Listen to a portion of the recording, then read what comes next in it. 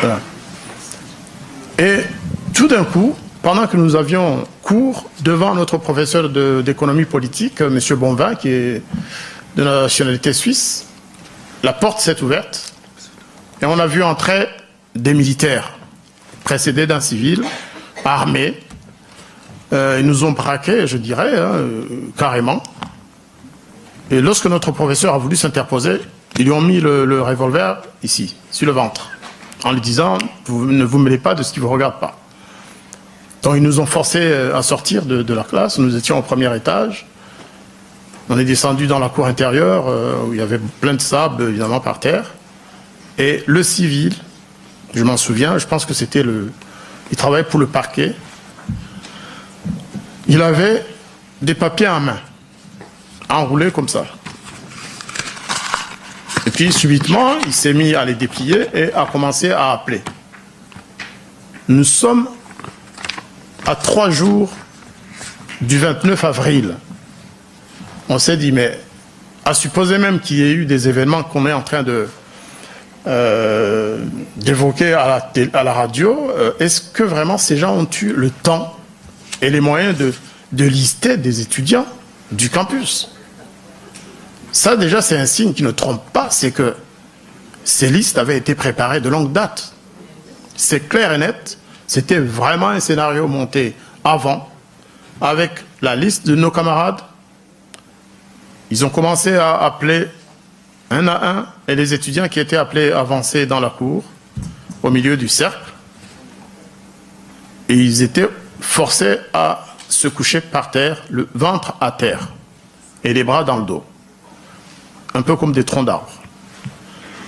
Et puis à la fin, lorsque tout le monde était appelé, parce qu'il y en a qui n'ont pas répondu à l'appel, est-ce qu'ils étaient là ou ils n'étaient pas là, je ne sais pas, mais en tout cas, tout le monde n'a pas répondu.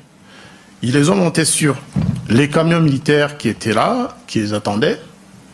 Et là aussi, je pense me souvenir que nos camarades ont été placés dans le camion, ventre contre terre,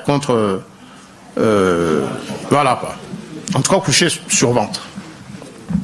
Et les militaires leur sont montés dessus. Avec parfois des coups voilà, des baïonnettes. Et quand les camions partaient, on entendait des hurlements de nos camarades. Certains étaient probablement déjà morts parce qu'il y avait plusieurs militaires dessus. C'est des jeunes de notre âge.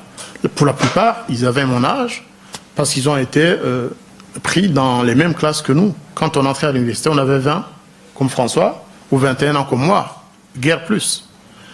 Dans le même temps, des camions s'étaient rendus sur la colline pour prendre nos camarades de la faculté de médecine et des autres facultés, partout où il y avait des sites universitaires. Ça ne s'est pas fait seulement là où nous étions, ça a été généralisé. On a demandé à ceux qui n'étaient pas ramassés ce jour-là de nous dire comment ça s'était passé. C'est le même scénario, des fonctionnaires en civil, entourés de militaires avec des listes. Et même chose, obliger les étudiants à coucher par terre. Et ces gens-là ne sont jamais revenus, évidemment. Inutile de le répéter. Et ce n'était pas terminé ce jour-là. Je suis resté à Bujumbura pendant plus d'1 mois, peut-être même 2, parce que vous savez, quand il y a des événements pareils, on n'a même pas le temps de compter les heures, ni de noter les jours, les dates. Notre groupe de Rwandais a assisté à tout ça. J'ai vu partir tous les amis que je connaissais détenus ou tout.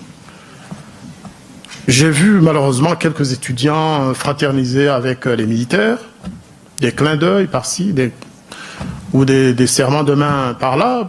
Lorsque les militaires partaient, ils serraient la main de certains étudiants en leur susurrant des choses qu'on ne comprenait pas. On se disait, c'est probablement pour les remercier d'avoir préparé les listes. Mais est-ce qu'il y avait même besoin que les étudiants aient préparé ces listes? Moi, après avoir réfléchi, analysé les événements comme je les avais vus, je pense que ces listes venaient du rectorat. Tout ce que je peux vous dire, c'est que tous les étudiants Hutus qui étaient à l'université, mis à part quelques exceptions, il n'y en a pas eu beaucoup, hein. J'en ai retrouvé certains parce que je suis originaire de Tchangougou, j'en ai retrouvé certains à Bukavu, quelques rares, 2, 3, 4, et certains à Kigali. Il y en a qui ont pu aller jusqu'en Tanzanie, ceux qui n'étaient pas rentrés du week-end, qui venaient du sud, qui ont pu traverser le pays. Mais le campus a été nettoyé, ethniquement parlant. Quelques autres ont pu être sauvés par un camarade congolais qui s'appelait Emmanuel Sikabwe, qui avait vécu, qui était né, je pense, à Bujumbura, qui avait grandi à Bujumbura, qui avait fait toutes ses études et qui parlait, qui ont dit probablement mieux que beaucoup de Burundais. Il a pu sauver quelques Hutus avec l'aide de l'ambassadeur du Zaïre à l'époque, qui était un colonel, un homme très bien, qui a bravé les ordres de Mobutu, parce que ce qu'on n'a pas dit suffisamment ici, c'est que pendant que les Hutus mouraient, pendant que l'armée de Michombero les massacrait, l'armée congolaise assurait la garde de la ville, l'armée du Zaïre. Il y avait des centaines de soldats zaïrois qui étaient venus à Bujumbura pour garder la ville pendant que les militaires burundais allaient assassiner les populations. Il faut savoir que les avions... Ah ben oui, c'est des choses que nous on a vues. Les avions militaires de l'armée zaïroise bombardaient les populations. Nous on les voyait. Ça aussi c'est quelque chose qu'il faut absolument dire. Il faut savoir que l'ambassadeur du Congo, à un moment donné, il s'est révolté. Il a aidé beaucoup de jeunes burundais à fuir, des élèves du secondaire, des étudiants. Et il a été limogé aussitôt. Et rappelé au Congo, je pense même qu'il a disparu, ce colonel-là. Ça, c'est quelque chose qu'on ne raconte pas souvent, mais le Zaïre de Mobutu était très impliqué dans le massacre de Bujumbura et d'ailleurs. Une autre chose qu'on ne relève pas suffisamment, peut-être, c'est... Et moi, j'en ai toujours eu honte. C'est le silence que le Rwanda a gardé pendant toute cette période. Jusqu'au mois d'août, voire après, hein, à Kigali, on ne parlait pas des massacres. Aujourd'hui, on se souvient seulement des injures et des invectives qui se faisaient entre le Rwanda et le Burundi après. Mais pendant les massacres, pas un mot n'a été dit, ni à la radio, ni sous quelque autre forme que ce soit. Je ne suis pas en train de condamner mon gouvernement de l'époque.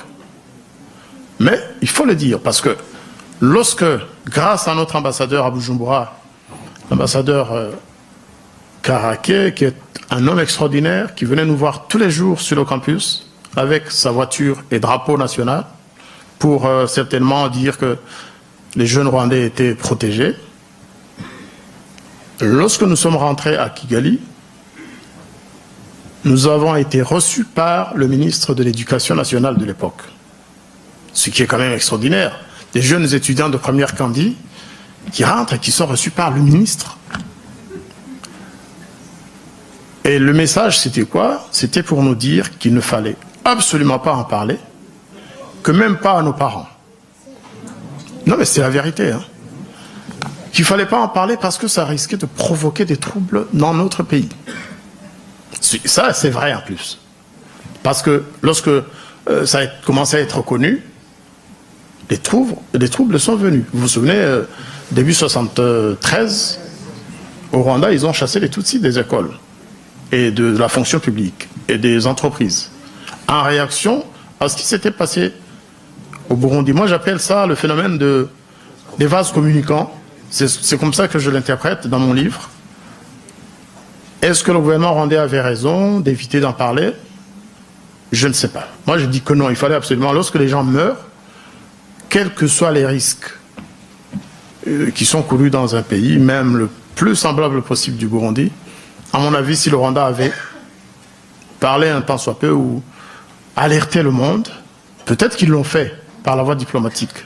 Certainement d'ailleurs. Mais pas vraiment de façon visible.